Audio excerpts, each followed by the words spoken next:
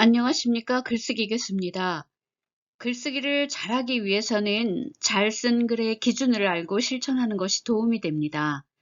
오늘은 글쓰기를 지도하는 교수가 직접 알려드리는 글쓰기를 잘하기 위한 잘 쓴 글의 10가지 기준에 대해 설명드리겠습니다. 잘 쓴 글의 첫 번째 기준은 주제가 분명한 글입니다.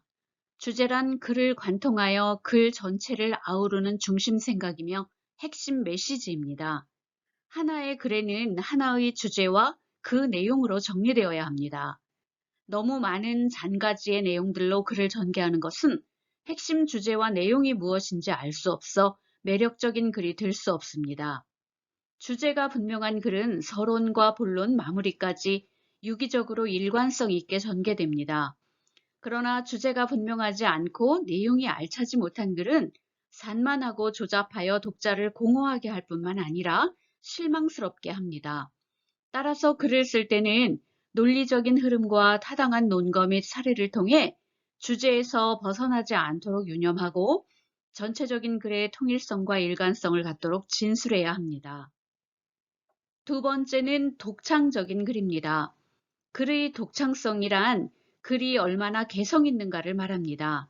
남들이 다 아는 내용이거나 뻔한 표현은 독자의 흥미를 끌기도 어렵고 매력적인 글로 평가받기도 어렵습니다.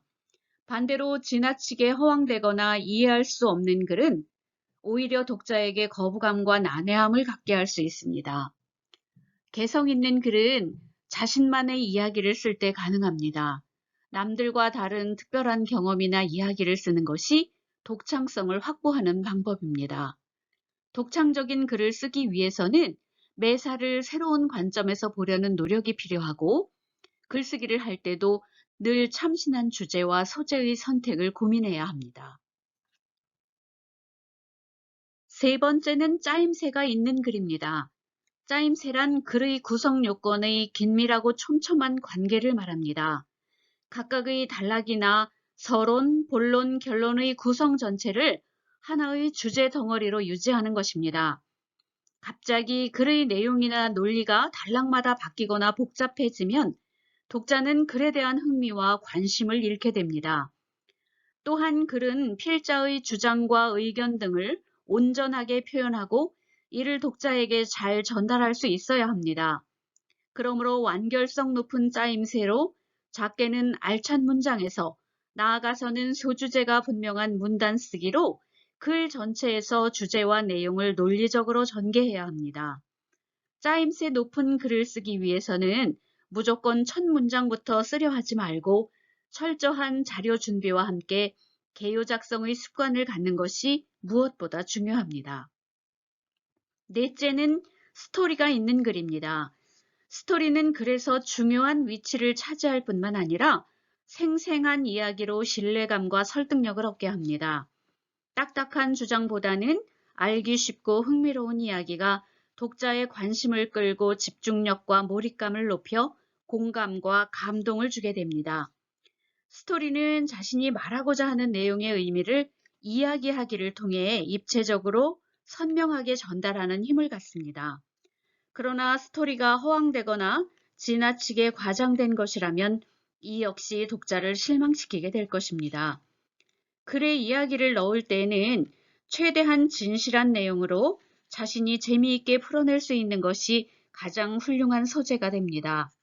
만일 타인의 이야기, 읽었던 책, 보았던 영화, 들었던 내용을 전달하고 싶다면 반드시 자신의 이야기로 내면화한 후에 글로 녹여내도록 해야 합니다. 다섯 번째는 문장력이 돋보이는 글입니다. 문장력은 작가가 무엇을 말하는가를 분명히 알 수 있고 독자로 하여금 글을 끝까지 집중해서 읽게 하는 힘을 말합니다. 그렇다고 화려하고 멋진 미사여구의 문장이 꼭 훌륭한 문장은 아닙니다. 하나의 문장에는 한 개의 메시지가 들어있는 깔끔한 것이 좋은 문장입니다. 이를 위해서는 가장 적합한 어휘를 선택하여 일정한 표준 어법과 표현 조건에 맞도록 문장을 써야 하고 또한 필요한 자리에 필요한 만큼의 표현을 할 수 있도록 어휘의 경제성, 표현의 경제성도 고려해야 합니다. 좋은 문장을 쓰기 위해서는 자신의 글을 많이 고치는 것은 물론 저명한 저자들의 글을 자주 접하면서 문장 표현을 연습하는 것이 도움이 됩니다. 특히 저의 다른 영상 수준 높은 글을 위한 문장 쓰기 7가지 원칙을 보신다면 매력적인 문장 쓰기의 방법을 쉽게 익히실 수 있을 것입니다. 6번째는 겸손한 글입니다. 겸손한 글은 허세를 부리지 않는 글로 어려운 단어나 한자어의 남용, 지나치게 현학적인 표현에 남발이 없는 글을 말합니다. 또한 필자 자신이 존재를 과장하거나 특별하게 포장하거나 자랑을 늘어놓지 않으면서도 독자들로 하여금 매력을 느끼게 해야 합니다.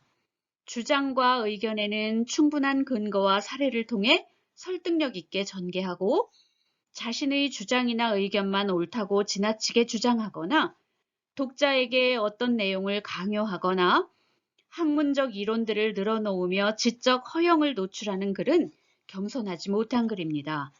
특히 다른 사람의 글을 출처 없이 가져다 쓰거나 세상의 모든 일을 다 아는 척 오만한 표현은 건방지고 교만한 느낌을 갖게 하여 독자에게 거부감을 줍니다. 매력적인 글을 쓰기 위해서는 거만한 표현을 자제하고 필요한 자료는 출처를 밝혀 인용하는 것이 독자의 신뢰를 높이는 방법입니다. 7번째는 감동을 주는 솔직한 글입니다. 감동을 주는 글은 객관적이며 담담한 글이어야 합니다. 공감을 끌어내기 위해 글 쓴 사람 감정을 지나치게 드러내거나 자신만의 감정에만 몰입해서 글을 전개한다면 독자는 공감이나 감동보다는 거북하고 불편한 느낌을 갖게 됩니다. 또한 아무리 특별한 주제의 글이라도 남의 이야기를 베껴 쓴다거나 거짓된 이야기로 진정성이 느껴지지 않는 글은 독자의 관심을 얻기도 매력을 느낄 수도 없습니다. 정직하고 진실한 글은 표현이 거칠고 투박하더라도 읽는 이에게 감동을 줄 수 있습니다. 자신의 경험을 과장하거나 꾸며내지 말고 솔직하고 담담하게 표현하는 것이 매력적인 글이 될 것입니다. 8번째는 독자에게 깨달음을 줄 수 있는 글입니다. 깨달음은 독자 스스로 글을 통해 어떤 진리나 본질을 이해하고 삶의 내면적 성장과 함께 긍정적인 가치와 의미를 발견하는 과정입니다. 그렇다고 글쓴이가 의도적으로 교훈을 제시하거나 도덕적인 기준을 강조하거나 또 어떻게 행동하라고 강요하거나 무언가 가르치려고 하는 듯한 느낌이 들면 독자들은 필자를 오만하고 무례한 사람으로 여기게 되어 무시당하는 기분을 갖게 합니다. 그러므로 독자 스스로 주제의 핵심을 파악하고 깨달음을 얻을 수 있도록 알기 쉽게 써야 하고 다양한 사례나 이야기를 통해 근거를 들어 설명해야 합니다. 9번째는 필자의 깊은 학식이 느껴지는 글입니다. 깊은 학식이 드러나는 글에서는 필자의 학문적인 이해와 노력이 고스란히 느껴집니다. 독자들은 이런 필자에 대해 감탄하고 신뢰하게 될 뿐만 아니라 배움과 깨달음의 욕구를 채울 수 있어 행복합니다.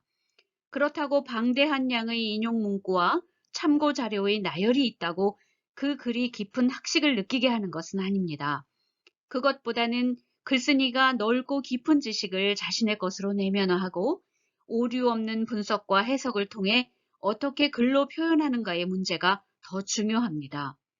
짧은 내용의 글이라도 단순히 이런저런 알매 상식들을 짜맞춰 쓰기보다는 진지한 학습의 자세로 스스로 깊이 있게 이해한 후 글로 표현하려는 노력을 해야 합니다.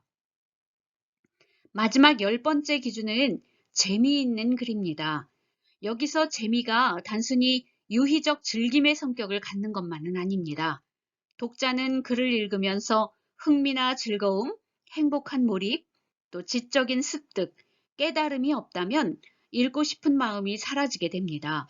어떤 글은 감동과 함께 심리적인 위로와 치유의 효과도 있고 다음 페이지가 궁금해져 손에서 글을 놓을 수 없게 하기도 합니다.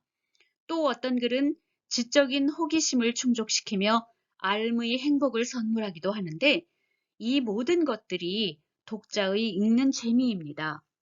너무 어려운 표현이나 무슨 말인지 알 수 없는 내용, 독단적인 주장이나 타당성 없는 논리의 전개, 딱딱하고 진지한 문장 등은 재미도 없고 읽혀지지도 않습니다. 그러므로 늘 독자의 입장에서 쉽게 읽히는 재미있고 흥미로운 글을 쓰려고 노력해야 합니다. 글쓰기를 잘하기 위해서 알아야 할 잘 쓴 글의 10가지 기준을 지금까지 설명드렸는데요. 사실 이 모든 기준은 한 편의 글에서 서로 긴밀하게 연결되어 있습니다. 그러므로 어느 한 가지 기준만을 생각하여 잘 쓰려고 하기보다는 자신이 쓰고자 하는 글의 형식이나 유형에 맞게 앞서 소개해드린 10가지 기준을 늘 적용하면서 써보는 연습을 하셔야 한층 수준 높고 매력적인 글을 쓰게 될 것입니다. 오늘 강의가 도움이 되셨다면 좋아요와 구독 버튼을 눌러주세요. 감사합니다.